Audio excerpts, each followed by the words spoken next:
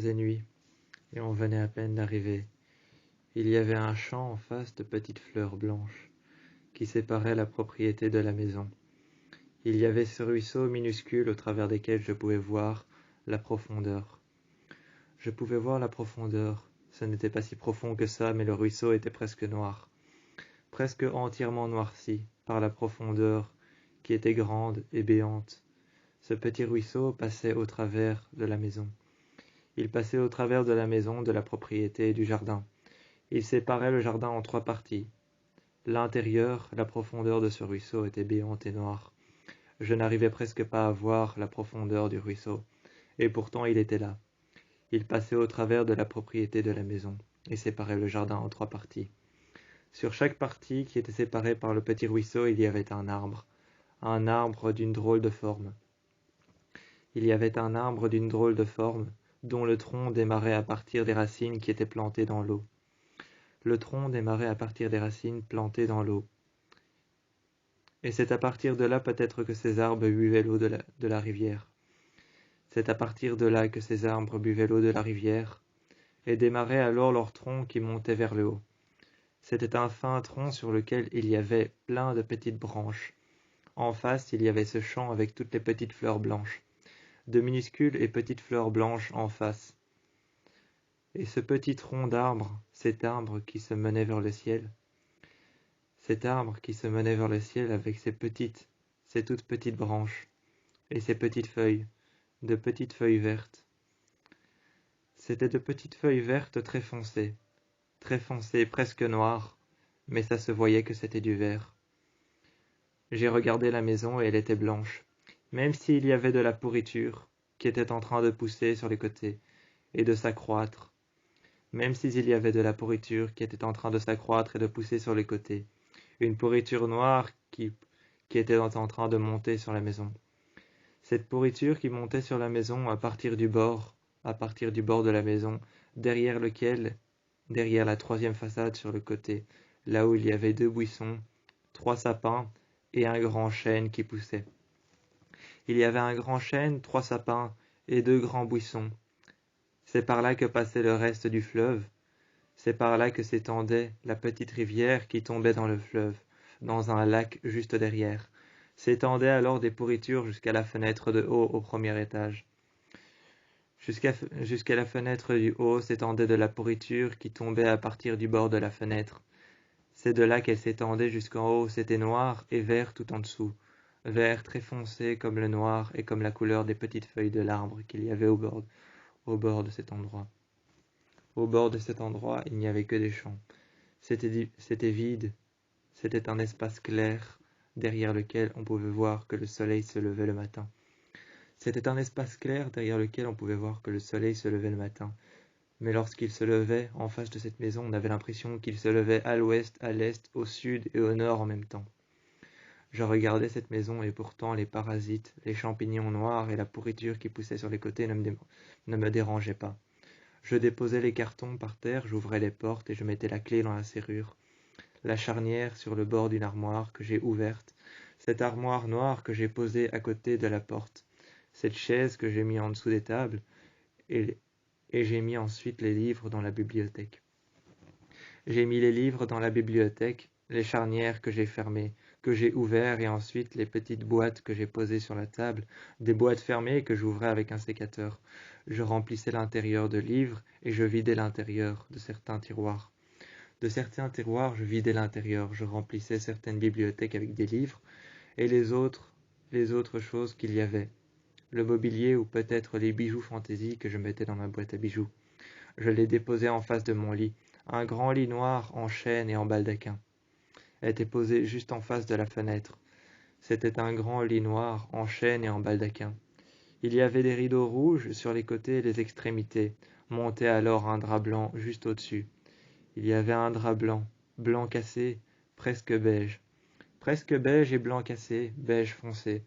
Il y avait ce drap blanc au-dessus des lits baldaquins. Il y avait des rideaux rouges très foncés, presque noirs, et le matelas lui-même, le drap de matelas, était étiré sur le matelas du lit. Il était noir, totalement noir. C'était du daim, et les rideaux étaient en satin. J'ai ouvert la fenêtre, j'ai déposé la caisse que je tenais dans mes mains. et j'ai rangé les livres un à un dans les boîtes. J'ai commencé à tester les charnières et les serrures. J'ai fermé la fenêtre derrière moi et la porte. J'étais installé dans la maison, et je regardais alors toutes les boîtes ouvertes et fermées les unes sur les autres. Il y avait assez d'espace pour mettre tous les meubles. La maison était grande, sujette à des peurs et des angoisses. Je la regardais. Je la regardais, et j'avais une boîte en main. J'avais une boîte en carton remplie de livres, et je la regardais. J'étais comme sujette à des peurs et des angoisses, et cette maison était plus qu'angoissante. Elle était grande, et avait 4 façades, dont une tourelle sur le côté, juste au bord de là où se séparaient les 3 extrémités de la rivière. Juste là où se séparaient les 3 extrémités de la rivière, avec de petits poissons noirs à l'intérieur. Il y avait de petits poissons noirs à l'intérieur dans la rivière, qu'on apercevait à peine, car la profondeur était tellement profonde qu'on n'arrivait même pas à percevoir les cailloux qui étaient posés par terre. On n'arrivait même pas à percevoir les cailloux qui étaient posés par terre sur le fond de la profondeur de la rivière, mais il y avait de petits mouvements de vagues comme des poissons qui passaient. On pouvait les apercevoir, et ils se cachaient de temps en temps. À contre-courant, ils nageaient, et se cachaient entre les racines des arbres, qui allaient essayer de prendre l'eau par la rivière. Les racines des arbres, qui prenaient l'eau par la rivière, qui s'implantaient dans la terre dans laquelle les rochers, et les roches noires, les roches volcaniques, étaient sous l'eau. Les roches volcaniques qui étaient sous l'eau, dans lesquelles les poissons paraissaient aveugles. Les poissons paraissaient aveugles et allaient se cacher ensuite dans les ronces, dans les troncs d'arbres, dans les racines, dans les morceaux de bois qui étaient cachés, dans les roches volcaniques qui étaient implantées et incrustées dans la pierre. Incrustées dans la pierre, incrustées dans la terre, les roches volcaniques ne faisaient pas apparaître les poissons noirs, mais les poissons noirs étaient là, et passaient de temps en temps à contre-courant, au travers des racines qui passaient au travers de la rivière et se mettaient dans la terre. En profondeur, elles buvaient l'eau.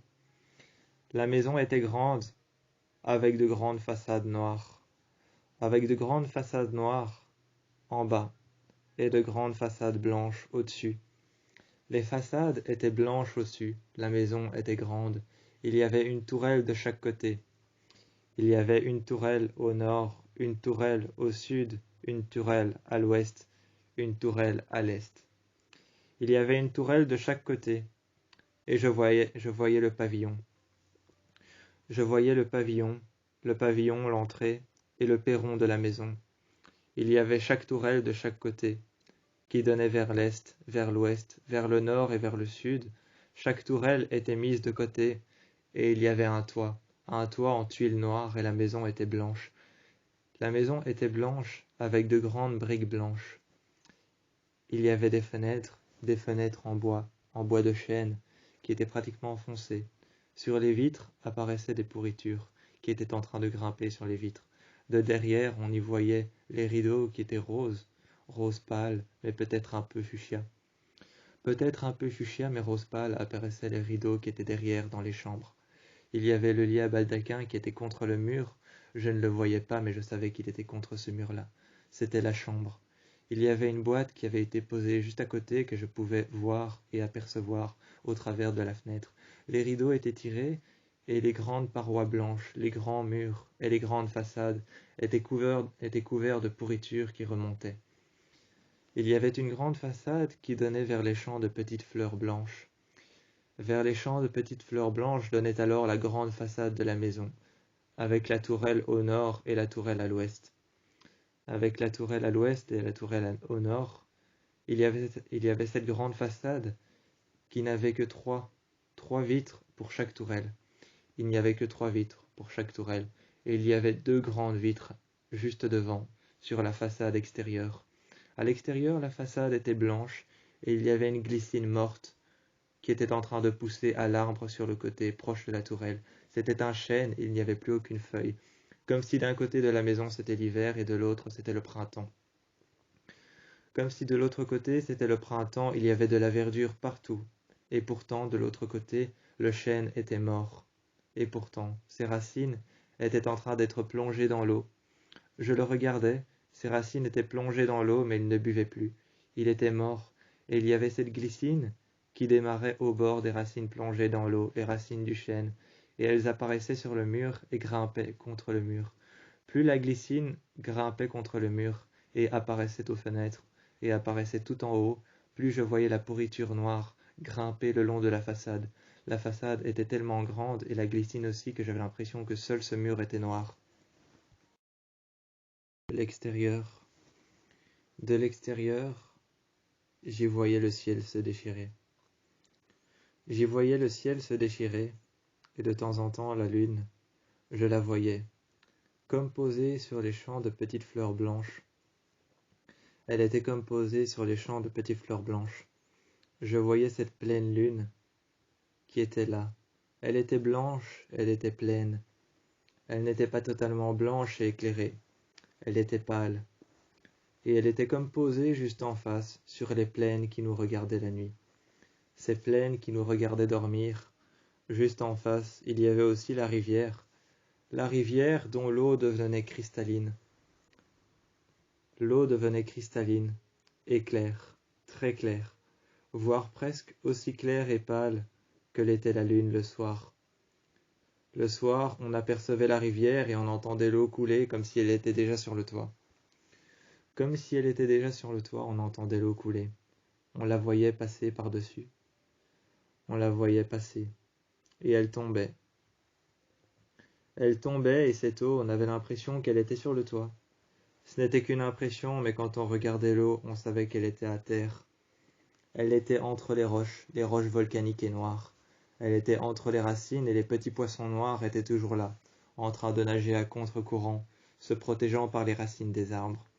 Mais on avait l'impression que par-dessus, l'eau qui coulait à la fenêtre et qui frappait contre les vitres, c'était celle de cette petite rivière. On avait l'impression que cette eau qui coulait contre le toit, cette eau qui coulait contre le toit, cette eau qu'il y avait au-dessus, qui passait par le toit et qui s'effondrait sur les vitres. On avait l'impression que les gouttes d'eau tombaient du ciel qui s'effondraient et qui frappèrent les vitres. C'était celle de la rivière qui s'éclairait le soir par la lumière de la lune. Une lumière presque blanche et phosphorescente. Une lumière presque étincelante ou alors presque perceptible par la lumière seule de la rivière. Cette lumière qui était presque phosphorescente ou presque translucide, seulement peut-être perceptible par la lumière du lampadaire qu'il y a juste au bord de la route, on la voyait. L'herbe devenait soudainement noire.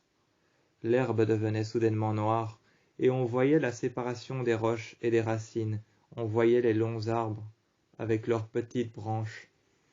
On voyait les longs arbres avec leurs petites branches, le tronc surélevé dans le ciel, qui se levait jusqu'à en toucher la lune. La lune était comme posée sur la cime des arbres, et nous, on apparaissait à la fenêtre et on regardait tout ça. On était posés là. On était posés là et on regardait à la fenêtre les arbres qui se surélevaient pour pouvoir atteindre les sommets et pour pouvoir regarder la lune se coucher ou alors se mettre à son solstice.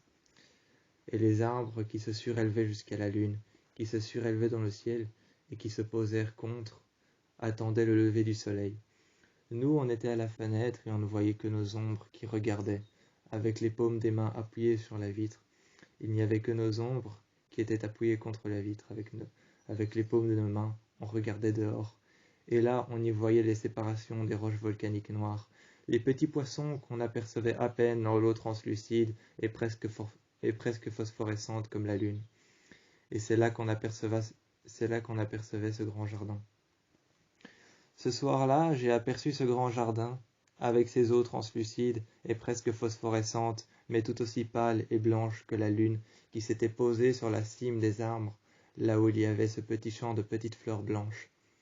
Et c'est aussi là que j'ai vu que de temps en temps il y avait un cerf avec de grands bois qui apparaissait derrière. Cette nuit-là, le cerf est apparu juste à la moitié d'un endroit du jardin. Le cerf est apparu avec ses grands bois. Il était au croisement avec ses grands bois. Il est apparu à la moitié de mon jardin, au croisement de chaque chemin de la petite rivière avec les petits poissons noirs. Je l'ai vu baisser la tête et baisser sa garde avant de me regarder une dernière fois, mes mains appuyées contre la fenêtre. Je l'ai regardé une dernière fois, il a baissé sa garde, et j'ai vu ce cerf et ses grands bois tomber vers le sol. Il buvait l'eau de la rivière, ne sachant pas qu'il y avait les petits poissons noirs qui pouvaient lui rentrer dans la gueule. Il buvait l'eau de la rivière, il était resté là. Je regardais ces bois, et en même temps les séparations des croisements de la rivière qu'il y avait dans le jardin, et les arbres sur le côté. Je me sentais seul et délaissé. Le soir, je me sentais seul. Je ne voyais presque rien. C'était comme si la brume de dehors était à l'intérieur des couloirs. Je ne voyais rien dans cette maison, comme si la brume de dehors était déjà dans les couloirs. Les portes se fermaient. Quand j'avais une porte qui était fermée, quand j'avais mis la serrure, quand j'avais mis la clé dans la serrure, quand j'avais changé les charnières, les portes se fermaient derrière moi. J'avais l'impression qu'une fois fermée, la porte le restait. J'avais l'impression que les portes ouvertes restaient ouvertes. Mais derrière moi, j'avais aussi l'impression que les portes ouvertes se fermaient et que les portes fermées s'ouvraient. Il y avait cette grande cheminée à l'intérieur de laquelle je ne faisais jamais brûler de feu. Et pourtant cette pièce était toujours chaude, mais je n'y faisais jamais brûler aucun feu.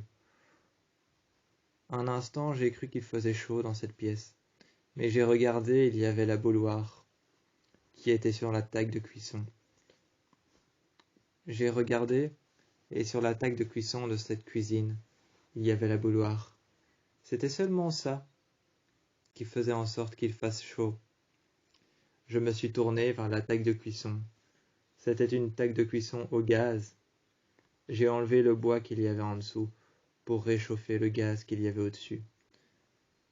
J'ai donc chauffé mes mains en les frottant les unes contre les autres, par-dessus la table de cuisson qui était au gaz. J'ai pris la grosse bouteille et j'ai resserré le levier.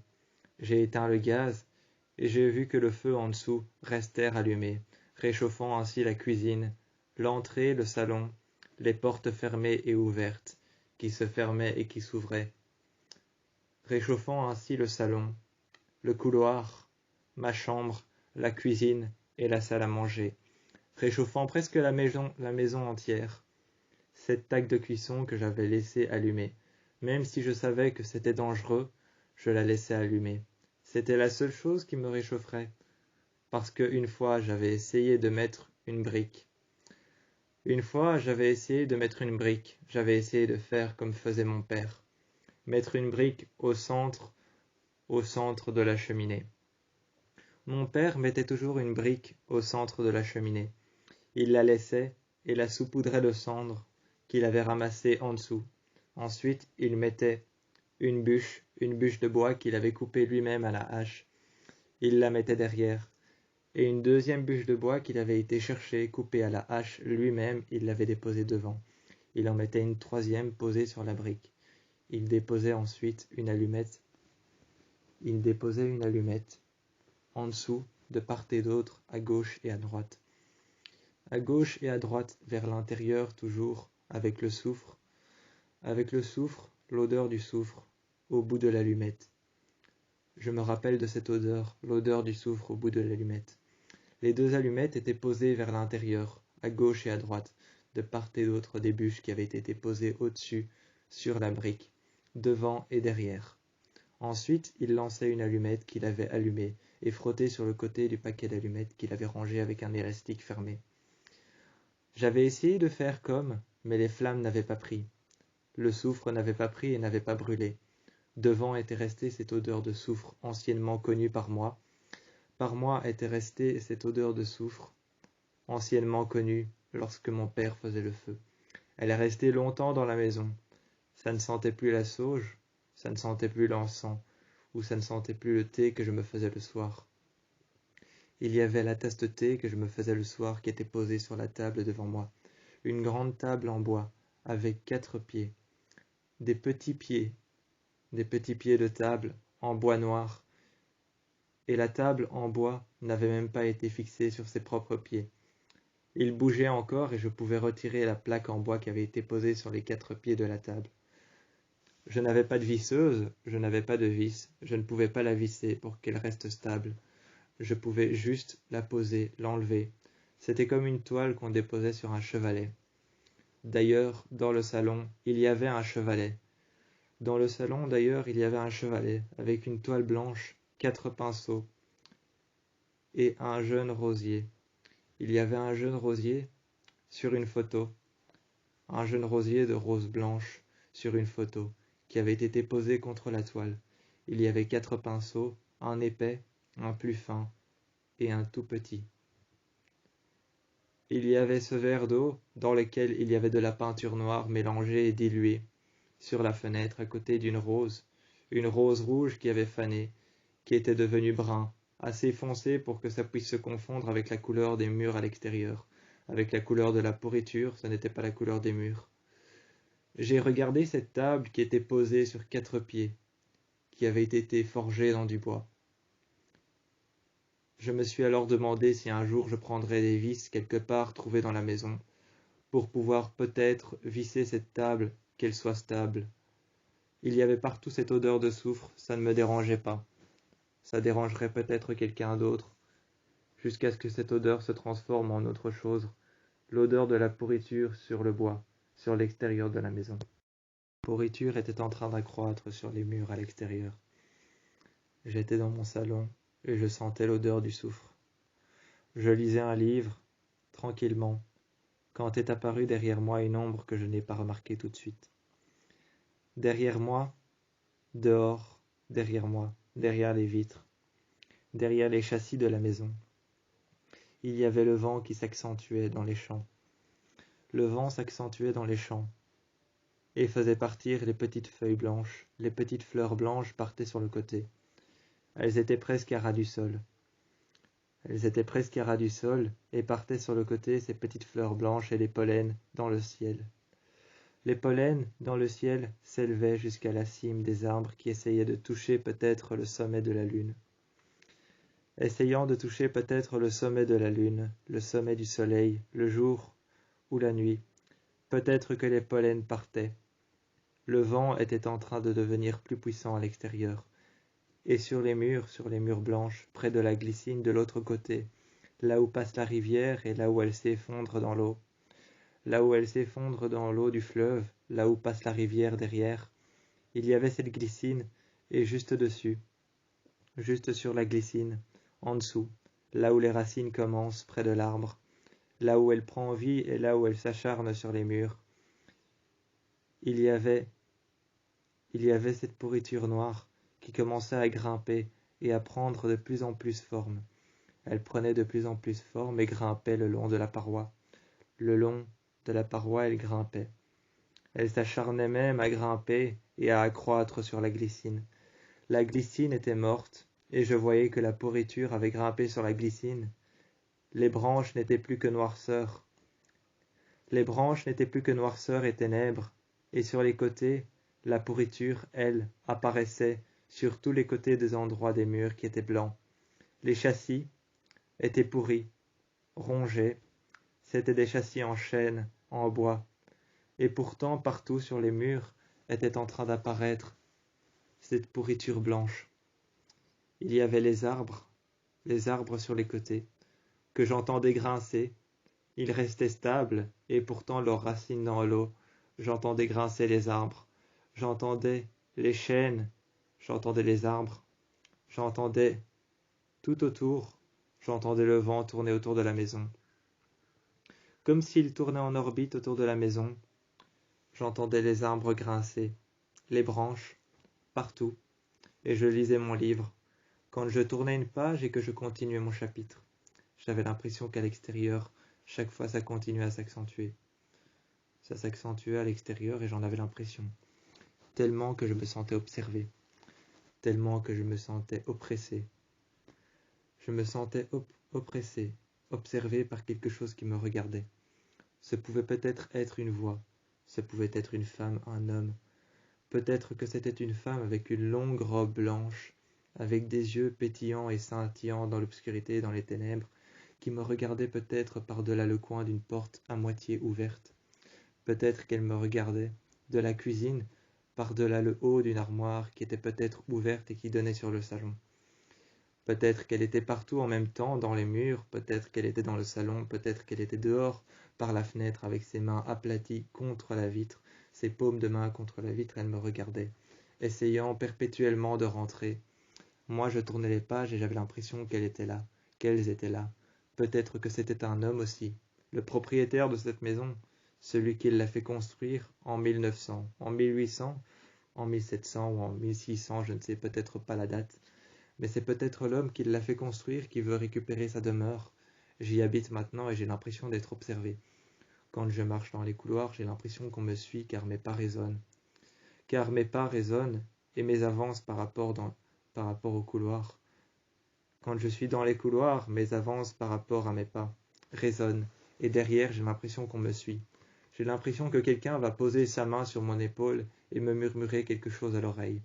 Quand j'ouvre une porte, j'ai l'impression que quelqu'un sera posé sur un siège, me regardant fixement par la fenêtre. Je sais que par la fenêtre, derrière, c'est un cimetière, il y a 2 grandes tombes en marbre blanc, et il y a 2 grandes tombes, des pierres tombales, qui sont tout simplement en pierre grise. J'ai l'impression que cette femme regarde par la fenêtre attentivement, comme si quelqu'un l'attendait au cimetière derrière les grilles, mais qu'elle ne pouvait plus y rentrer. J'ai l'impression aussi qu'elle me regarde et que quand je vais ouvrir une porte, elle sera là. Quand des portes commencent à s'ouvrir, quand des cadres commencent à tomber, quand des photos commencent à apparaître, quand je vois que la maison commence à bouger, quand je sens que le parquet en dessous de moi est habité par quelque chose, quand j'ai l'impression qu'autour de moi tout bouge, j'ai l'impression que même cette table qui n'est pas fixée, elle-même elle bouge. J'ai l'impression que le chevalet et la photo de rosier blanc, j'ai l'impression que les fenêtres se ferment. La nuit, je suis parti me coucher et je regarde la fenêtre une dernière fois. Elle est ouverte et je laisse un courant d'air au travers de la pièce. Je laisse un courant d'air au travers de la pièce, la fenêtre sur laquelle il y a le pinceau, le gros pinceau, le large pinceau, le petit pinceau et le pinceau faible. Je regarde. Il y a aussi ce verre d'eau, avec du noir, de la peinture noire diluée. Je regarde cette fenêtre, et là, je remarque qu'elle est fermée. Je l'avais laissée ouverte pour le courant d'air dans la pièce. Ça sentait le soufre. Ce n'était pas une odeur dérangeante, mais je voulais que ça s'arrête. C'était une odeur que je voulais qu'elle parte. Je voulais qu'elle parte, c'était une odeur que je voulais qu'elle disparaisse. J'ai laissé tout ouvert, toutes les fenêtres, pour qu'elle parte, mais elle n'est jamais partie. Les fenêtres que je laissais ouvertes se fermaient. Les livres que je rangeais et que j'avais lus étaient posés par terre, tombaient. La nuit, j'entendais bouger. Je redescendais, les 4 chaises de la table que j'avais mis en dessous étaient redressées. Il y en avait une qui était contre, mais face à la fenêtre. Il y en avait une qui s'était tournée, contre face à la fenêtre. Il y en avait une contre le radiateur, de dos à la fenêtre. Et il y en avait une qui était en bout de table, retirée un peu plus dans le salon, proche de la cuisine. Il y en avait une qui était par terre sur le côté, comme si une personne venait de tomber et ne s'était pas relevée de sa chaise. Toutes ces chaises qui tombaient, qui se relevaient, se redressaient, se mettaient contre un endroit ou alors restaient proches de la table, mais pas dans la position dans laquelle je les laissais. Ces livres qui tombaient, et cette impression d'avoir quelque chose en dessous de soi, en dessous du parquet, en dessous de chaque planche en bois. Je suis monté dans une tourelle et je franchissais les marches. Je franchissais de pas lourds et de pas légers, je franchissais les marches. Je marchais dans la tourelle, jusqu'en haut, jusqu'à l'endroit dans lequel il y a cette chambre qui a été abandonnée. 4 murs blancs et juste un cadre avec une photo qui est tombée par terre. Je l'ai ramassée, remise. Une nouvelle fois, je franchissais les escaliers le lendemain, après avoir remis la photo et le cadre correctement. Le cadre blanc, sur lequel des volutes avaient été ciselées, avait été mis au mur. J'ai regardé ce cadre avec la tête inclinée sur le côté, pour pouvoir le voir droit, comment il serait droit. Ce cadre blanc en bois de chêne, avec des volutes qui étaient ciselées sur les côtés, je l'ai déposé, par terre, j'ai croisé mes jambes, et là ensuite j'ai remis la photo à l'intérieur, la vitre par-dessus, et j'ai refermé derrière. Je l'ai accroché et quand j'ai été me coucher, fermé les rideaux, que j'ai fermé la fenêtre. La fenêtre était ouverte le lendemain. Les rideaux étaient fermés, pourtant restés ouverts, pour pouvoir voir la lune, et pour pouvoir voir les petits poissons noirs, les roches volcaniques, et l'eau claire de la rivière tout autour de la maison s'éclaircir et devenir translucide. Les rideaux étaient fermés, je suis descendu, et quand je suis monté après être descendu, dans la tourelle nord, quand je suis monté dedans, j'avais l'impression qu'à chaque fois que je marchais dans les escaliers, elle bougeait, comme si elle allait s'effondrer au moindre mouvement. Au moindre mouvement brusque, j'avais l'impression qu'elle allait s'effondrer et tomber. J'avais l'impression que c'était une brique qui allait peut-être se défaire et déclencher l'effondrement de cette tour. J'avais l'impression qu'elle allait déclencher l'effondrement de cette tour. Je grimpais à pas très légers, parce qu'elle bougeait. En tout cas, j'en avais l'impression. J'avais l'impression qu'elle bougeait. Je regardais autour de moi, en passant mes mains très légèrement sur les murs, le mur droit et le mur gauche. Je grimpais, et en tous les cas possibles, j'avais l'impression qu'elle bougeait, qu'elle tanguait de droite à gauche, qu'il y avait peut-être une brique tout en bas, qui maintenait les murs, qui allait se défaire, tomber, que le ciment allait s'enlever, et que j'allais tomber avec la tour, qu'elle allait s'effondrer et qu'une partie de ma maison serait peut-être détruite, que je devais tout simplement après mettre une grande bâche en plastique autour et passer des élastiques autour de la maison, pour pouvoir me protéger de la pluie le soir et la nuit. Et c'est comme ça que j'ai eu l'impression que ma maison commençait à bouger, que des objets bougeaient, des livres, des chaises, des tables, peut-être parfois même des fenêtres ou des rideaux.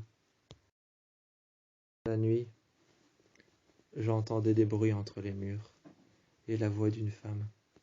Partout autour de moi, j'entendais la voix d'une femme.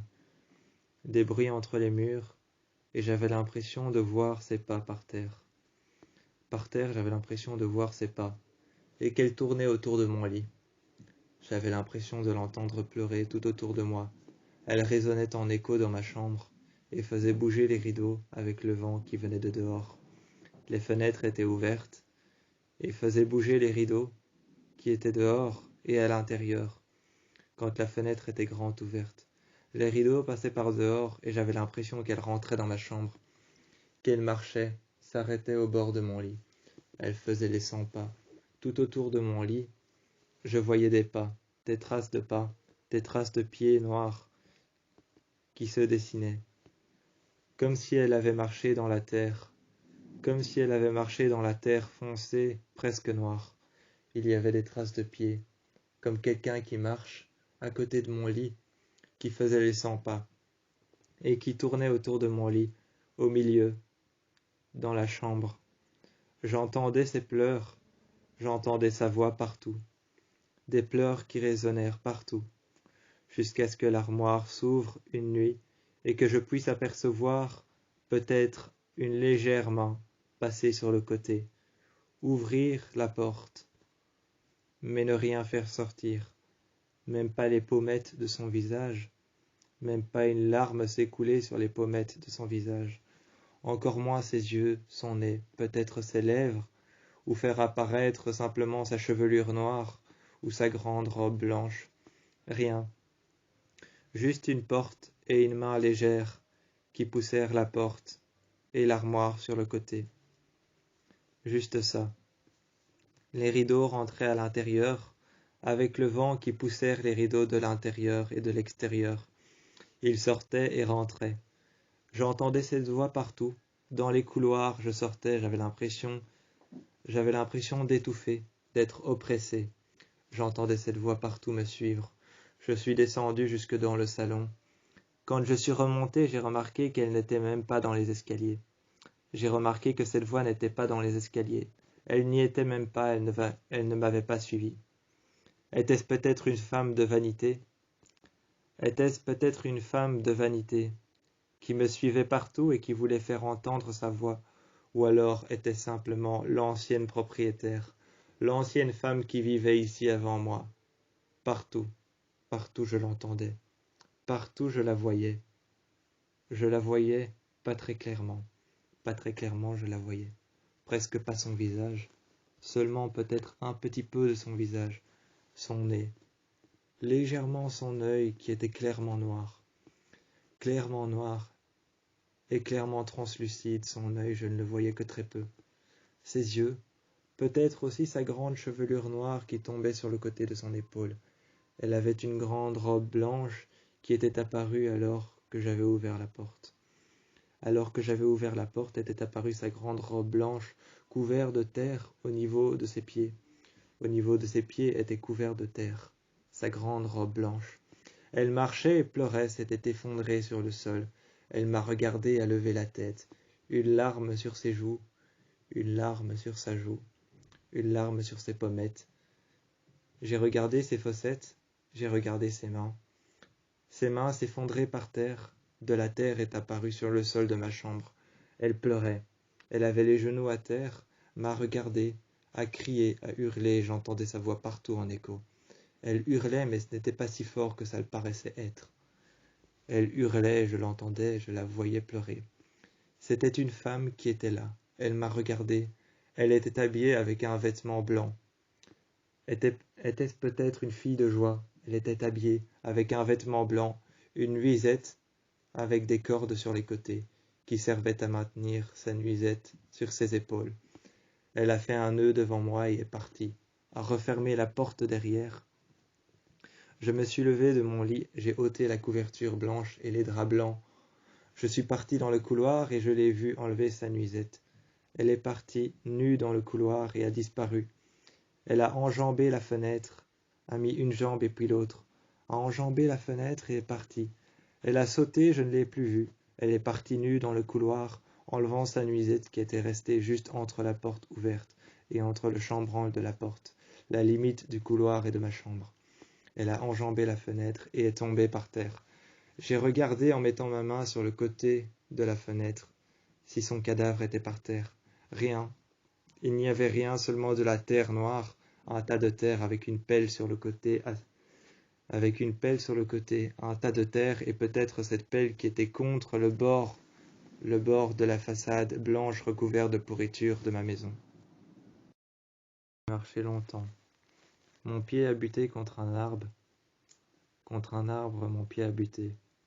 J'ai marché longtemps dans le jardin et j'ai trébuché dans l'eau. Je me suis relevé. J'ai été jusque dans la forêt. Et là, une fois dans la forêt, j'ai buté une nouvelle fois contre un arbre. J'ai trébuché et me suis rapproché de cet arbre. En dessous était caché sous des ronces, sous des feuilles et sous de mauvaises herbes qui avaient poussé. Sous de mauvaises herbes qui avaient poussé, sous des ronces, en dessous de l'arbre, était cachée une planche ouglia. Je l'ai prise et je l'ai regardée. Je l'ai prise, je l'ai regardée. Et au moment où je l'ai prise, ma voix s'est affaiblie. J'ai senti que ma voix s'est affaiblie quand je l'ai prise près de moi, que je l'ai gardée à mes côtés. Ensuite, je suis parti avec la planche ouglia.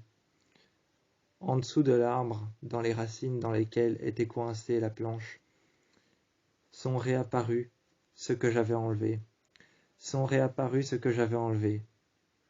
Ce que j'avais enlevé, c'étaient les ronces qui sont réapparues, tournoyant autour de la racine, apparaissant alors à l'intérieur du creux qu'il y avait entre les racines de l'arbre, apparaissant alors autour les feuilles noires, noires presque vert foncé, entièrement presque noires, sont réapparues alors les feuilles. Je les ai enlevées une nouvelle fois.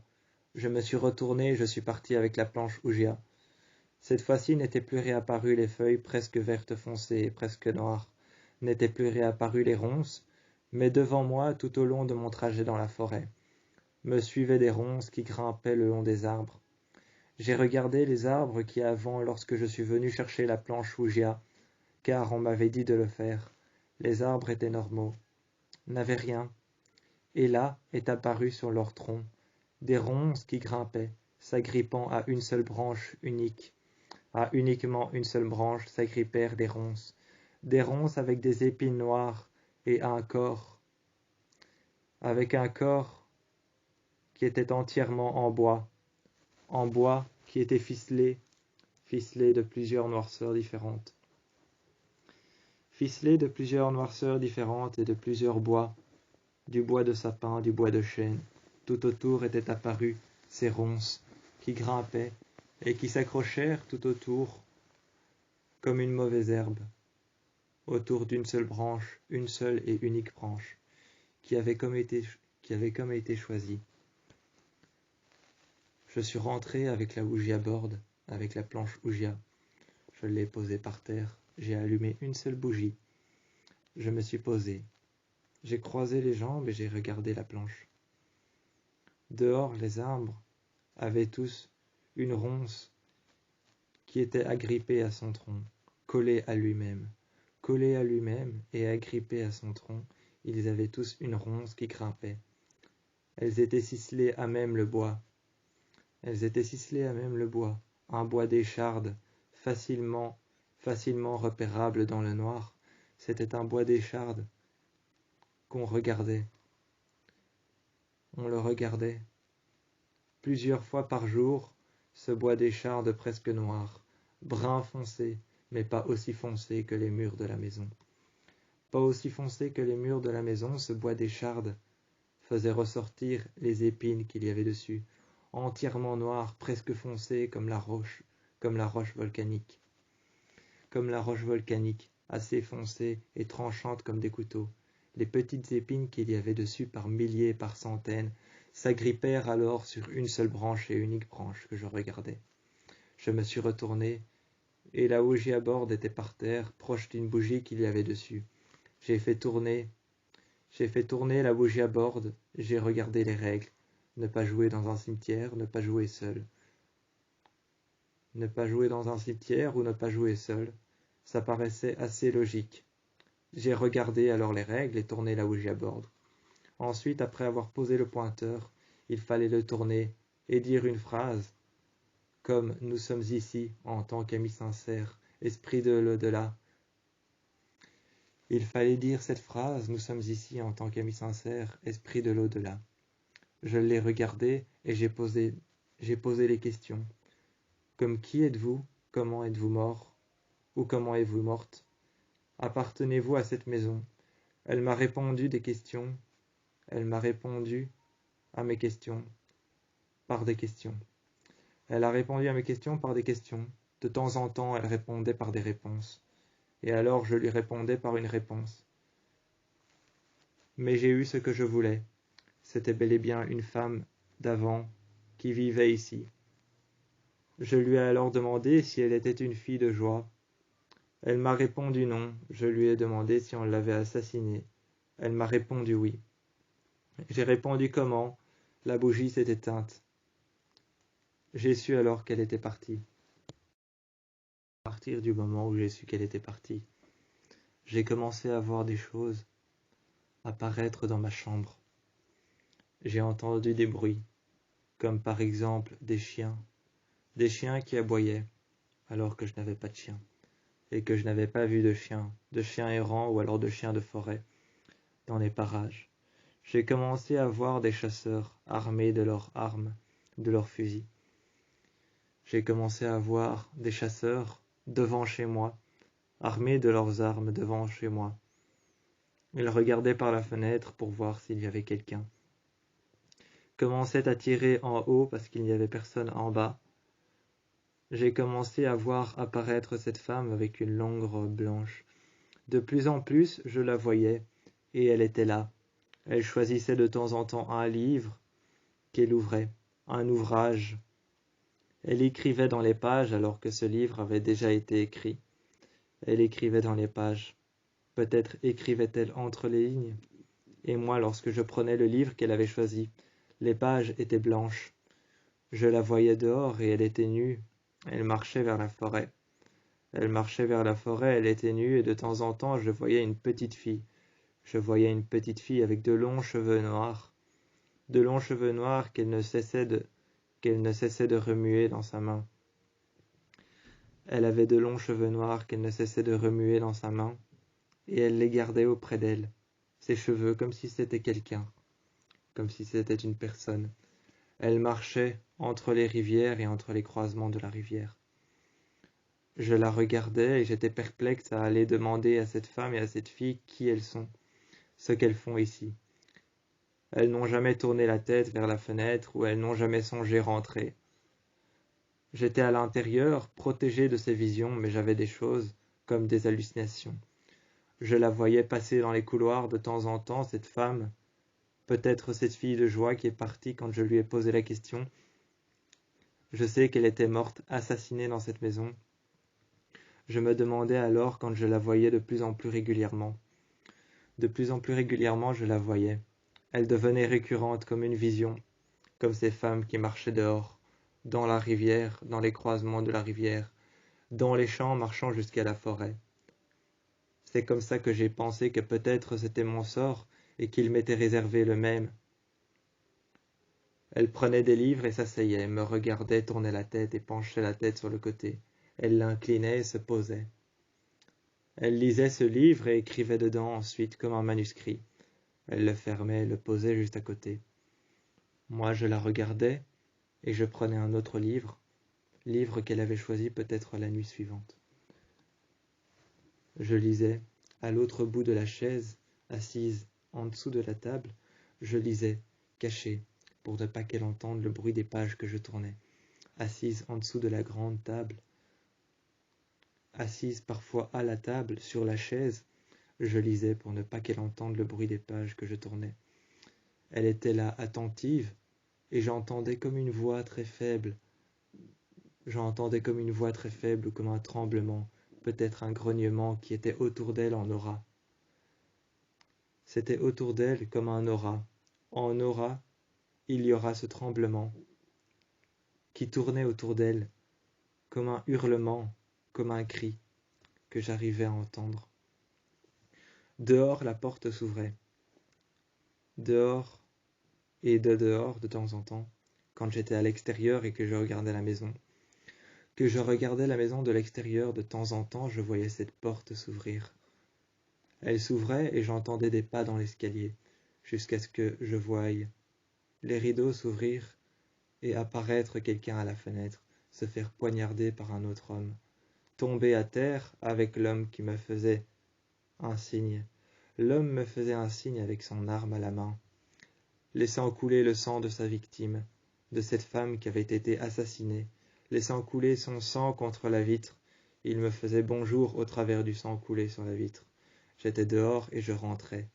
Ouvrant la porte de ma chambre, je regardais exactement à l'endroit où elle était tombée, où l'homme m'avait fait un signe de dehors et de l'intérieur, exactement au même endroit où elle était tombée, où son corps avait été lâché, où le sang avait été versé sur la vitre. Je regardais, j'essuyais la vitre avec le côté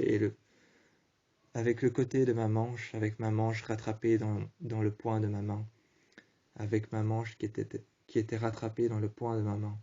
J'essuyais la vitre, pensant qu'il y avait encore du sang que je voyais toujours. Je regardais par terre et le corps disparaissait petit à petit en fumée. Il ne disparaissait pas en fumée, mais comme en lumière, comme s'il s'éteignait petit à petit jusqu'à ce qu'il n'y ait plus rien. Je me suis abaissé, posant ma main sur sa chevelure noire, et elle a disparu en lumière. Lumière qui s'est estompée peu à peu jusqu'à ce que je ne puisse plus que voir le sol sur lequel j'étais debout. J'ai ouvert la fenêtre et il n'y avait rien dehors, mis à part quelqu'un qui me regardait. Pensant que c'était moi, j'ai fermé la porte, et là derrière moi la fenêtre était fermée, comme je l'avais laissée, et la porte ouverte, avec des pas que j'entendais. Il y avait cette jeune fille. Elle avait un très joli visage, et elle courait dans les couloirs. Elle jouait à cache-cache, de temps en temps je l'entendais dire prêt ou pas, et je l'entendais courir. C'était une jeune fille avec une une robe blanche, presque rose ou presque blanche. Elle avait de petites chaussures, de petites ballerines blanches, et elle courait. Elle avait un nœud qui avait été fait avec une corde, avec une ficelle, qui était juste à sa main. À sa main, avec une corde ou avec une petite ficelle, elle avait cette corde qui était tenue et faite en guise de bracelet à son poignet. Elle courait et je l'entendais dire de temps en temps prêt ou pas. Elle partait se cacher. Parfois je l'entendais compter. Un jour j'ai été dormir, j'ai fermé la fenêtre et la porte derrière moi. Elle était en face. J'ai fermé la porte derrière moi. Contre l'armoire, ses deux mains croisées. Contre l'armoire, ses paumes contre l'armoire et ses mains qui étaient appuyées contre. Elle regardait le sol et je l'entendais compter. 1, 2, 3, 4, 5, 6, etc. Elle continua à compter et je l'entendais compter. 8, 9, 10, 11, les mains sur les yeux, contre l'armoire.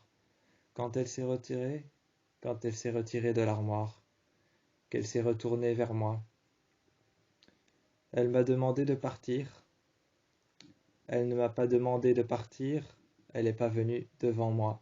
Elle n'est pas venue devant moi. Elle ne m'a pas dit pars, cours ou quoi que ce soit. Je suis parti de mon plein gré. Elle ne m'a pas demandé de partir. Elle jouait à cache-cache, de temps en temps je la voyais courir, et je n'avais même pas entendu sa voix, je n'avais même pas entendu qu'elle comptait, je n'avais même pas entendu qu'elle avait dit prêt ou pas, j'arrive. Elle était là et elle courait, de temps en temps elle courait tellement vite qu'elle me croisait dans les couloirs, passant au travers de mon bras, de la moitié de mon corps, passant au travers de la moitié de mon corps. Elle surgissait de nulle part et elle passait au travers de la moitié de mon corps, entre mon sein droit, entre mon bras droit, mon épaule, mon omoplate et mon dos. Elle passait et surgissait de nulle part, courant dans les escaliers, avec sa longue robe et sa petite traîne qu'il y avait sur les côtés, son bracelet blanc qu'elle avait au poignet. Elle courait, jusqu'à ce qu'elle trouve un endroit pour se cacher, une petite porte en dessous des escaliers. Au deuxième étage, une petite porte en dessous des escaliers. Derrière la porte, dehors, peut-être derrière un arbre. Un jour, elle avait été dehors parce que je ne l'entendais plus dans la maison. J'ai rejoint les arbres qu'il y avait juste au bout. J'ai rejoint les arbres qu'il y avait juste au bout. J'ai regardé dans l'eau et là j'ai entendu sa voix. J'ai entendu sa voix comme oppressée par le courant de l'eau. À contre-courant, j'ai vu son corps qui flottait, comme si elle était noyée. Mais elle s'est relevée et m'a prise par le cou. Elle a crié surprise, mais j'avais peur. J'avais peur qu'elle ne me prenne par violence par le cou pour me tuer. J'avais peur qu'elle ne me prenne par violence par le cou pour pouvoir m'attirer dans l'eau et me tuer, me noyer moi aussi. Elle m'a regardé, s'est levée, a rigolé et a mis ses mains sur ses lèvres, sur sa bouche. Elle a mis ses mains sur ses lèvres, sur sa bouche. Ensuite, elle est partie. Elle est sortie de l'eau. Et partant en courant, je l'ai regardée. Elle est rentrée. Une fois que je suis rentré et que j'ai ouvert la porte, en mettant la clé dans la serrure, et en ouvrant la porte, en la tirant vers l'intérieur, et puis à l'intérieur, en me retournant et en la poussant vers l'extérieur, je me suis retourné et j'ai entendu « Je suis caché ». J'ai commencé à chercher partout. J'entendais ses pas courir dans les couloirs, mais comme si c'était cette fois-ci à l'intérieur des murs.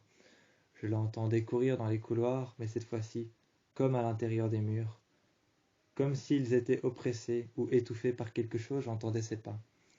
Elle est apparue dans le couloir une dernière fois et m'a regardé. Elle m'a traversé le corps. Et elle est passée par derrière, je me suis retourné, il n'y avait plus rien, y compris une porte ouverte avec un rideau. Qui était en train de jaillir avec le vent à l'extérieur.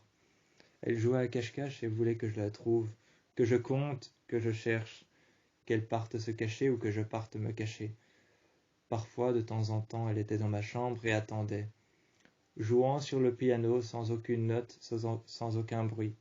Elle me regardait, puis se mettait à compter avec ses mains sur ses yeux. C'est là que commençaient les parties de cache-cache.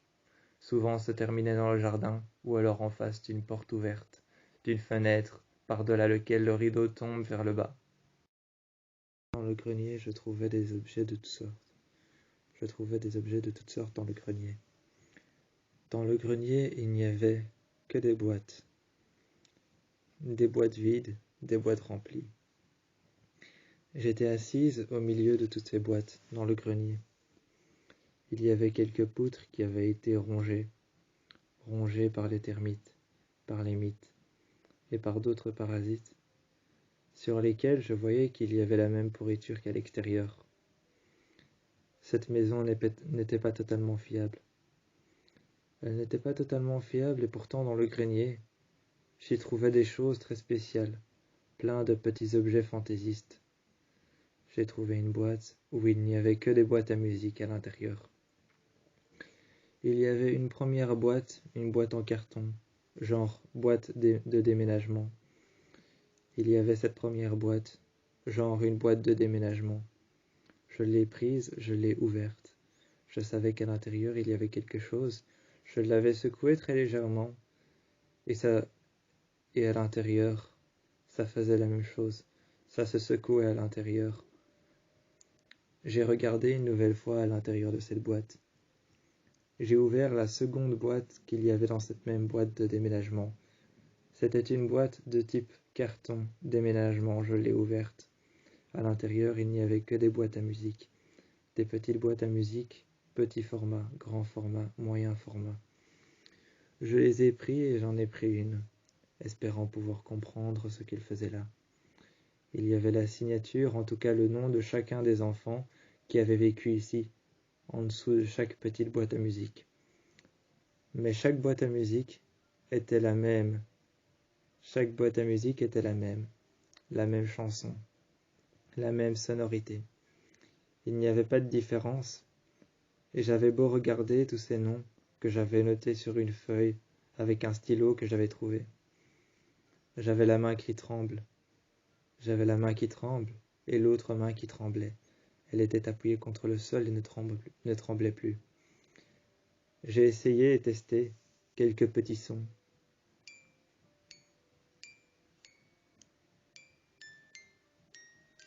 Dehors, j'entendais rugir le ciel. C'était le ciel que j'entendais rugir, et pourtant, en même temps, les boîtes à musique. Toujours la même chose. Ce n'était jamais plus puissant que ça. Il y avait comme une faible intensité de voix autour. En même temps, j'entendais parler, en même temps que la musique, et un petit rugissement, comme un petit puma, un petit lion, ou alors un petit animal, un félin, un chat peut-être, et c'est là que je tournais les boîtes à musique, chaque fois différentes. Et pourtant la musique, toujours la même. Insatiablement, c'était toujours la même. C'était insatiable. Toujours les mêmes paroles. Et je regardais les noms en dessous. Je prenais les mécanismes en main et je tournais, les uns après les autres. J'essayais, je relâchais. Et j'avais beau essayer de comprendre pourquoi les mécanismes étaient toujours les mêmes et insatiablement la même mélodie. Cette mélodie que je connaissais. Beethoven, cette mélodie que je connaissais. Pourquoi forcément lui? Pourquoi forcément prendre lui? Quand on peut avoir d'autres personnes qui ont fait de la musique, qui ont écrit des théâtres et des opéras. Pourquoi avoir d'autres personnes qui ont écrit des théâtres, des opéras, des pièces, alors qu'à l'intérieur de ce grenier, il n'y avait que ça. Je continuais à tourner sur la même musique, sur la même boîte à musique, et les autres étaient devant moi, en face. Je tournais, j'avançais moins vite et plus vite, et ça dépendait de ce que je voyais autour de moi. Et il y en avait une, c'était un petit chapiteau avec 4 chevals. Il y avait 4 chevals, des chevaux. Il y en avait 4. C'était un petit chapiteau de cirque. Et quand elle tournait, ça faisait exactement toujours la même chose. Il y en avait une autre. C'était une normale, en métal, avec ce petit mécanisme qu'on tourne. Et l'on voit les petites barres de fer. Les petites barres de fer rouillées, le mécanisme en fer, avec la petite manivelle qu'on tourne, sur lesquelles on pose son index, son majeur et son pouce. Et puis il y a les petites notes inscrites sur ce petit cylindre qui font cette mélodie. Et je ne cessais de tourner, c'était presque un mécanisme. C'était presque devenu comme un automatisme, comme se lever le matin et ouvrir les rideaux. C'est comme ça que j'ai redéposé cette boîte à musique et est apparu derrière moi un rire d'enfant quand j'ai vu qu'il y avait toutes des boîtes à musique dans plein de boîtes différentes dans le grenier. Je suis redescendu et dans mon lit, j'entendais les boîtes à musique, les unes après les autres, toujours la même mélodie, ce qui m'empêchait de dormir. La journée autant que le soir, il y avait plein de lettres pas signées qui m'arrivaient, posées devant ma porte. Je les prenais, ensuite je les mettais sur la table. Je les ouvrais et je regardais. Ce n'étaient pas des lettres, c'étaient des photos de personnes. Il y avait un chasseur avec son chien assis à côté de lui, son arme chargée, qu'il tenait par le manche, appuyé sur le sol. Il y avait une photo avec une jeune fille, assise les jambes croisées, sa mère qui tenait ses épaules et qui était fermement en train de la tenir par les côtes, sa deuxième fille. Debout derrière elle, un homme aux larges épaules, avec un grand manteau noir, peut-être vert. Il s'agissait du temps. Du temps de combien de temps est restée la photo à l'intérieur de l'enveloppe. Et cet homme se tenait derrière sa femme, tenant ses épaules. Il y avait des photos avec plusieurs filles, plusieurs petites filles qui avaient été torturées, qui avaient été assassinées. Peut-être étaient-elles encore vivantes, peut-être étaient-elles toujours là, encore vivantes dans cette maison. Peut-être m'observaient-elles depuis le début. Elles avaient tous un foulard qui bâillonnait à leurs mains. Elles avaient tous un foulard qui bâillonnait leurs mains.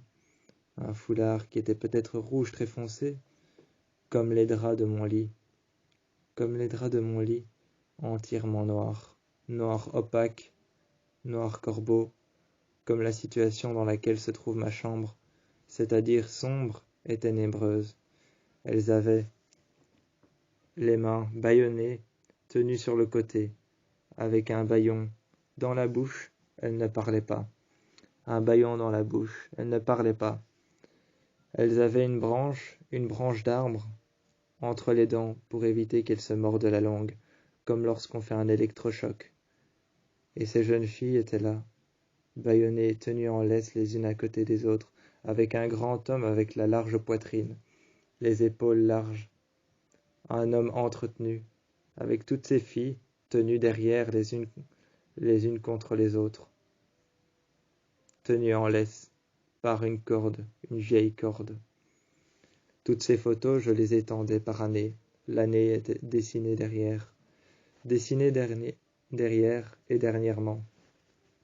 Dernièrement était dessinée l'année derrière, et se mettait à jouer de temps en temps une boîte à musique quand je sortais une photo.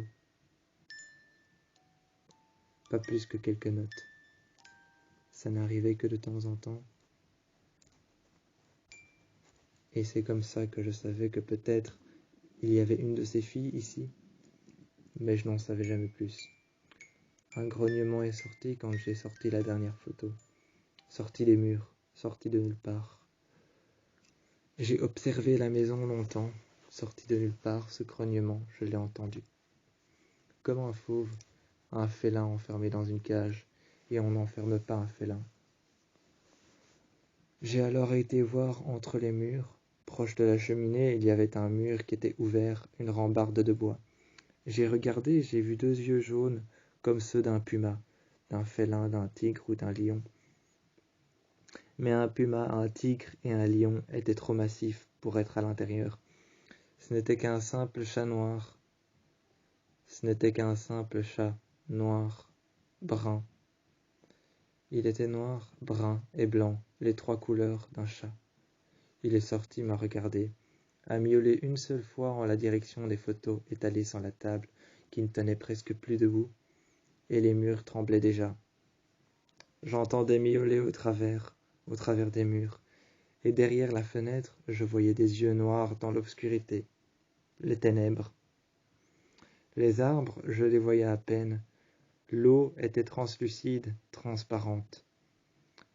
L'eau était translucide, et j'y voyais la couleur de la lune au travers, les petits poissons noirs qui étaient en train de nager à contre-courant, se cachant dans le bruit que faisaient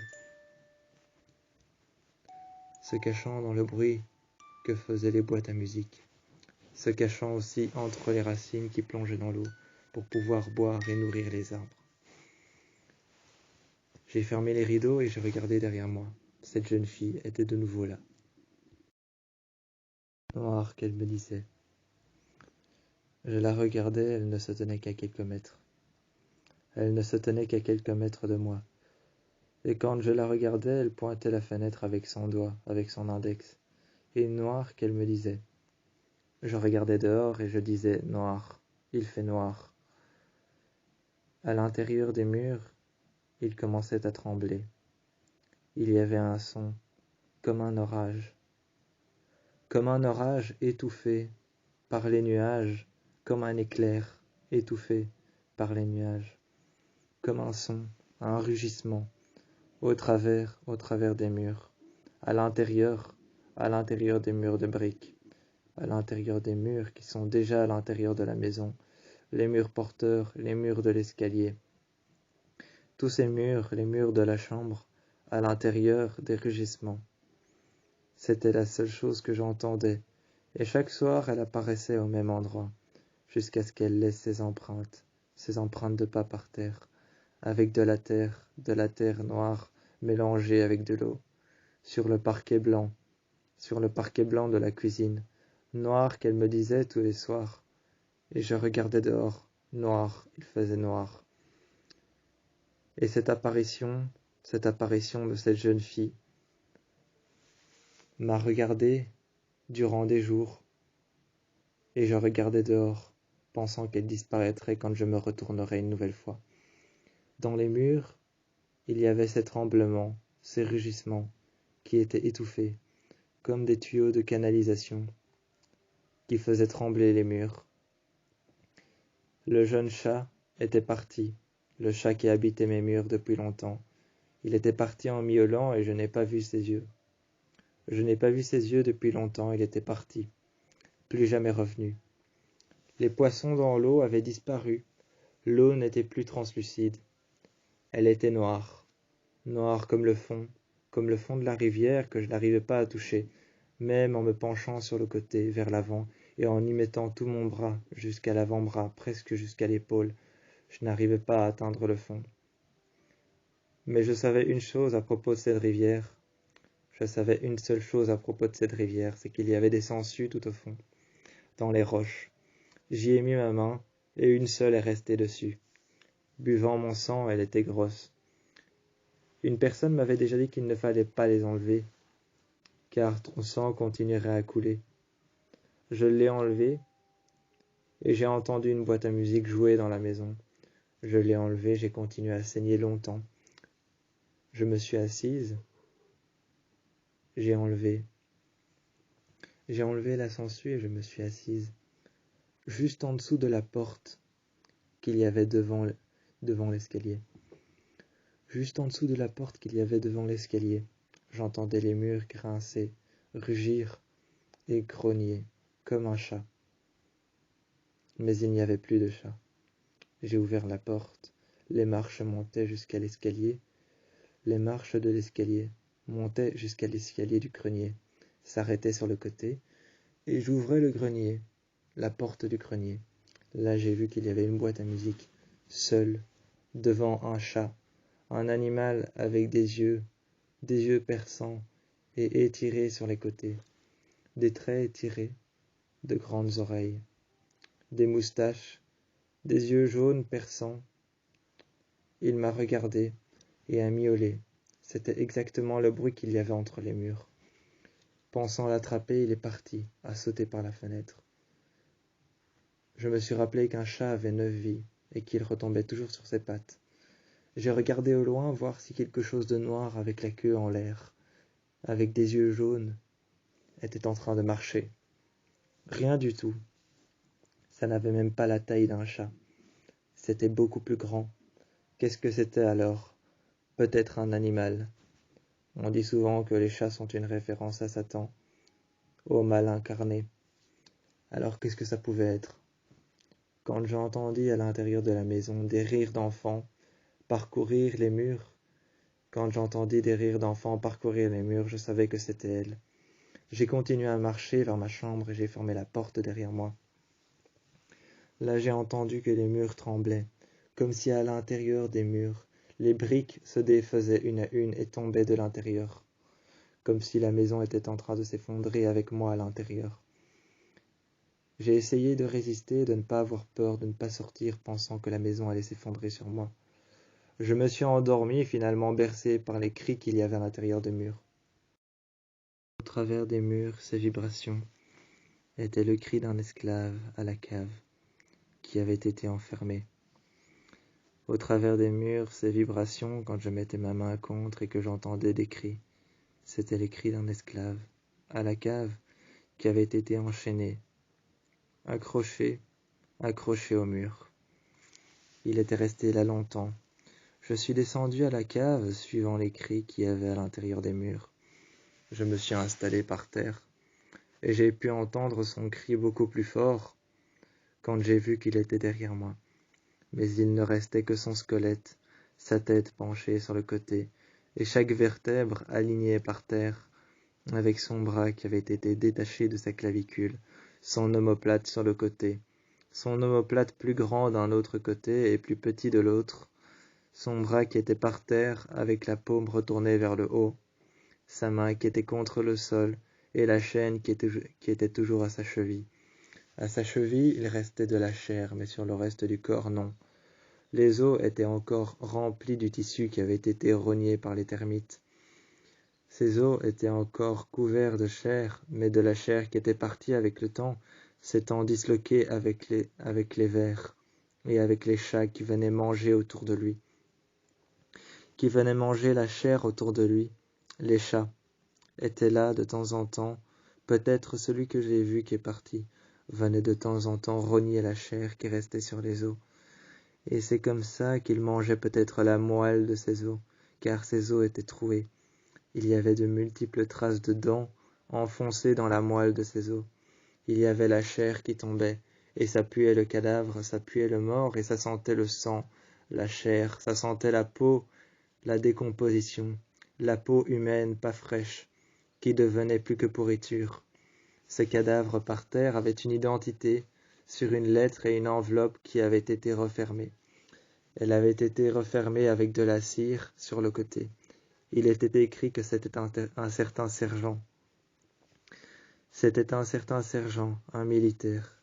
L'enveloppe que j'ai pris refermée avec de la cire, j'ai essayé de l'ouvrir, mais jamais je n'ai réussi. Je l'ai laissé près de sa main, sa paume retournée contre le sol. J'ai regardé son omoplate qui était plus petit d'un côté et plus grande de l'autre, appuyée contre le mur. Je l'ai vu. La chair tombait morceau par morceau et des vers étaient en train de rogner l'intérieur de la moelle. Il y avait un chat qui était en train de manger à l'arrière de son dos ce qu'il restait sur ses vertèbres de chair. Il les mangeait, et je voyais ses dents. Je voyais ses dents qui étaient couvertes du sang qui était presque noir, mélangé à la terre. Je sentais l'odeur de la pourriture et je suis remonté en courant, pensant que la personne était quelqu'un d'important, pensant que le chat allait s'attaquer à moi.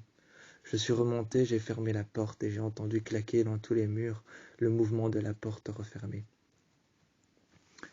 Le chat a levé les yeux au ciel, a baissé sa garde et est parti dans un trou sur le côté, une fissure dans la cave qui donnait à l'extérieur dans le jardin proche du ruisseau. Peut-être était-il parti se rincer de la terre qu'il avait entre les dents, ou alors de la chair qu'il avait mangée dans la rivière. Était-il parti plus loin dans la forêt? J'ai regardé par la fenêtre et se dressèrent une nouvelle fois devant moi cette jeune fille au même endroit qu'elle se dressait tout le temps pour me regarder. J'ai regardé et j'ai ouvert la fenêtre. Le rideau est parti sur le côté avec le vent qui donnait vers l'extérieur. Et là, j'ai vu le chat partir avec peut-être un peu de son pelage qui était couvert de sang car c'était un chat blanc. C'était un chat blanc peut-être un peu gris à cause du plâtre qui tombait du plafond, du lustre qui tanguait de droite à gauche. Il y avait le lustre qui était éteint mais qui n'avait jamais été allumé, qui tanguait de droite à gauche et qui bougeait de temps en temps, de là où sortaient des échos et des cris. Il y avait du plâtre qui tombait, donc son pelage n'était plus blanc mais gris. Un peu couvert de sang, il était rouge, rouge très foncé, presque brun, et je le voyais partir vers la rivière, commençant à se lécher les pattes, à se lécher les coussinets, à se lécher les oreilles et le bas du ventre. Il s'est tourné vers moi et est rentré dans la forêt. J'ai fermé les portes, et là j'ai vu la jeune fille partir dans les escaliers en courant. C'est comme ça que je suis parti moi-même en courant dans les escaliers. Et les escaliers, la porte du couloir et les escaliers du grenier se sont ouverts. La porte des escaliers du grenier se sont ouverts. Je me suis retourné, j'ai fermé la porte. Là, les escaliers sont restés clos. Plus jamais elle ne s'est ouverte. Et c'est comme ça que je suis parti me coucher en laissant toutes les portes fermées que je pensais pouvoir une nouvelle fois s'entendre s'ouvrir. Mais j'ai juste entendu grogner entre les murs. La cave que j'avais condamnée. La cave qui avait été condamnée. Je retournais alors chaque planche du parquet du sol. J'entendais mes cordes vocales vibrer. Peut-être de peur, j'entendais mes cordes vocales vibrer. Je ne parlais pas, j'avais la bouche close, et je n'osais même pas dire un mot. J'écoutais les vibrations dans les murs et les hurlements de cette femme, cette petite fille courir et jouer à cache-cache tout autour de moi. Ces faits surnaturels, ces faits paranormaux qui se passaient autour de moi. La planche Ouija qui n'avait pas bougé de la chambre en dessous de mon lit, qui était restée à la fenêtre. Le pointeur séparé de la planche Ouija, mon carnet à côté avec ce qu'elle écrivait comme réponse. J'enlevais alors, un par un, chaque planche, et je les retournais, avec une personne qui était venue m'aider, prenant un sac poubelle à la main qu'elle avait déposé juste à côté. C'était une femme du village, prenant ainsi un sac poubelle qu'elle avait déposé juste à côté du brûloir. Juste à côté du brûloir, elle avait déposé un sac poubelle, m'ayant dit qu'il fallait brûler la planche Ouija après.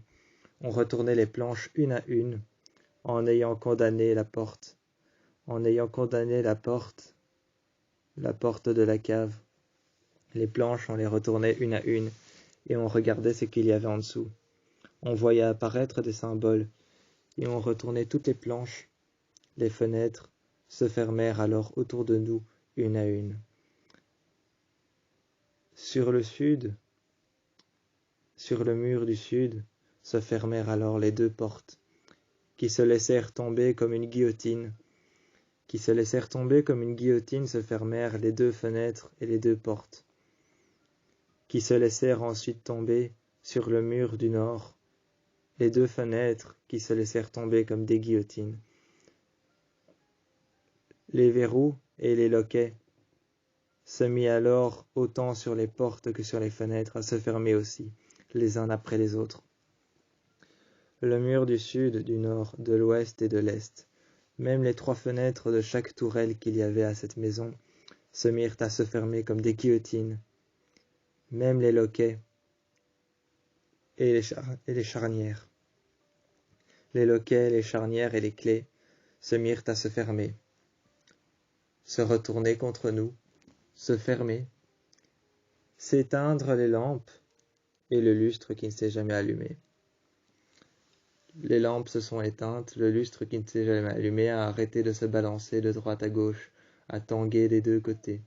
Il est resté fixe et toutes les fenêtres fermées. Les charnières étaient fermées, closes, et les portes aussi. Retombées comme des guillotines, on regardait autour. On s'est levé et on a retourné la dernière planche. Le parterre de cette maison était une planche Ouija. Le parterre de cette maison était une planche Ouija. On a retourné toutes les dalles, on a retourné toutes les planches de parquet en bois. Il avait été gravé en dessous. Je n'avais même pas remarqué le plafond de la cave, mais il avait été gravé en dessous de chaque dalle en béton, de chaque parquet en bois, de chaque planche en bois avait été gravé en dessous chaque lettre de l'alphabet, chaque nombre jusqu'à 10. Oui, non, au revoir, et avait été gravé un pointeur sur le côté, qui avait été laissé seul, contre un mur en fer. Contre un mur en fer, en métal, avait été laissé le pointeur. Mais au-dessus, il y avait toute la planche de Ouija qu'on venait de retourner. On a compris donc pourquoi ces faits surnaturels et paranormaux habitaient la maison. La femme est partie et m'a laissé seul. Elle a essayé d'ouvrir la porte, mais la porte ne s'est pas ouverte. Elle a demandé en même temps qu'elle regardait par la fenêtre comment on allait faire. Je lui ai dit que je ne savais pas, que cette maison était une Ouija board et qu'il fallait peut-être jouer pour pouvoir ouvrir les fenêtres. Elle m'a demandé jouer comment, il n'y a pas de pointeur. Je suis descendu à la cave et je lui ai montré le grand pointeur qui faisait peut-être 4 mètres ou 2 mètres de haut. Elle l'a regardé, elle a demandé comment est-ce que nous, deux femmes de 1,60 m, allons déplacer cette chose. Je lui ai dit que oui, c'était vrai. Le sac pour brûler la planche Ouija que j'avais dans ma chambre et le pointeur séparé sur la fenêtre avaient été laissés à l'extérieur. Comment le prendre? Fallait-il jouer peut-être pour sortir? Chaque tourelle s'effondrèrent une à une. Chaque tourelle s'effondrèrent une à une, voyant les briques tomber. Elles s'effondrèrent toutes, tombant par terre. Dans une boîte à l'extérieur, impunément avait été laissée une portée de petits chatons noirs. Avait été laissée une petite portée de chatons noirs, de chatons blancs, bruns et noirs, avait été laissée une petite portée. Ils étaient tous rongés par la rage. Il y avait à l'intérieur de leurs côtes, il y avait de la chair qui était encore glissée sur les os et entre les os. Entre les os était glissé encore chaque chaton, quelques vers qui rongeaient l'intérieur de la moelle. Les os étaient cassés, et le jeune chaton, lui, avait le regard vers le bas. Il avait la moitié de son visage entre la terre et entre les restes qui ont été laissés autour de lui. Les arbres étaient plantés maintenant dans la terre noire dans laquelle l'eau reposait. L'eau n'était plus translucide. Le lac, juste derrière, n'était plus d'une eau translucide et transparente. C'était une eau noire sur laquelle il y avait une flaque de goudron. C'était sur laquelle il y avait une flaque de goudron, d'essence et de produits chimiques et toxiques. Les petits poissons avaient disparu. Tous ces petits poissons, les petits poissons noirs avaient disparu. Les petits poissons que je pensais être ce qu'ils allaient rester. Les petits poissons étaient la seule chose qui pouvait me réconforter dans cet endroit. Mais les tourelles s'effondrèrent une à une. Il disparaîtra. Un à un. Les murs alors disparaîtra un à un. Celui de l'avant disparaîtra et s'effondrera avec la tourelle qu'il y a sur le côté. La deuxième tourelle s'effondrera avec le mur sur le côté, face au champ où il y avait les petites fleurs blanches. L'autre mur s'effondrera face au lac avec la grande flaque de goudron de produits chimiques et toxiques, face à l'essence qu'il y a mélangée au goudron. Les produits chimiques et toxiques à l'intérieur. S'effondrera alors dans l'eau chaque parpaing de terre s'effondra alors. S'effondra alors chaque arpent de terre, et chaque parpaing de béton tombera un à un dans l'eau. Un parpaing de béton est tombé, a fait éclater la flaque de béton. La flaque de béton qui était tombée à l'intérieur a fait éclater le goudron, l'essence et l'eau. L'eau, l'essence et le goudron a fait éclater tout ce gisement de goudron, d'essence, de diesel, de produits chimiques et toxiques, a fait donc éclater les gisements de terre. Par terre, il y avait de la terre en dessous de l'eau. Effectivement, la terre, le goudron et le béton a fait éclater les gisements. Ils ont détruit les autres murs, cassé les vitres, toutes les portes se sont refermées. La maison s'est effondrée, il ne restait plus qu'une grande planche ouglia, avec déposé dessus encore une femme morte d'épuisement, essayant de faire bouger le pointeur, qui était resté sur non, comme sinon il ne voulait pas bouger, ou comme sinon il n'y avait aucun espoir pour pouvoir sortir de là. Peut-être allait-elle supporter la mort à ma place, et que ce n'était pas mon destin de mourir dans cette maison, mais le sien. C'était peut-être elle qui devait mourir, quant à moi, je devais la regarder mourir. Je suis parti et je me suis effondré par terre, ne sentant plus mes jambes ni même mes articulations, encore moins mes os. Je me suis effondré par terre et j'ai commencé à voir des racines d'arbres grimper le long de mes orteils, passer en dessous de mes ongles et passer au niveau de mes chevilles, jusqu'à mon talon d'Achille. Grimpaient alors, le long de mes jambes, des racines d'arbres, avec des ronces qui encerclèrent mes jambes et qui montèrent alors jusqu'à la poitrine, passant entre mes seins, mon sein gauche et mon sein droit. Passèrent alors des mauvaises herbes et des ronces faites de tout petits bois et toutes petites épines noires, passèrent autour de moi. Je me transformèrent alors en bois, en bois de chêne, et mon visage ne devint plus que bois, racines et pierre. Mon visage ne deviendrait alors plus que pierre, plus que bois, plus que gisement de terre, et plus que ronces ainsi que mauvaises herbes. J'avais pour les yeux et le visage, je n'avais plus que deux pointeurs Ouija. Je n'avais plus que 2 pointeurs Ouija pour les yeux. J'étais transformé en terre, en pierre et en petits gisements de ronces qui passaient entre mes jambes et entre mes seins. Je regardais ma poitrine et je ne voyais plus que les morts éternels.